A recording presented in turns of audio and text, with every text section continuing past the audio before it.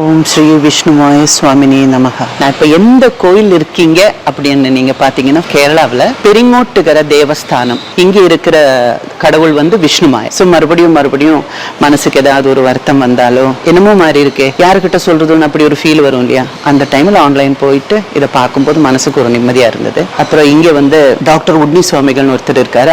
அவங்க ஃபேமிலி இங்க தான் இருக்காங்க. நம்ம ஒரு கல்வெட்டுகள் ஒவ்வொரு பிரதிஷ்டைகள் பார்க்கும்போது இது என்ன அவதாரம், இதனோட கதைகள் என்ன அப்படின்னு கேட்டா அவர் கரெக்டா ஒவ்வொன்னா நமக்கு எக்ஸ்பிளைன் பண்ணி கொடுப்பாங்க. எந்த அவதாரம் எந்த டைம்ல நடந்து அதெல்லாம் சொல்லி கொடுப்பாங்க. இப்போ நீங்க கேட்கலாம் விஷ்ணுமாயா டெம்பிள் நிறைய இருக்கு அப்படின்னு.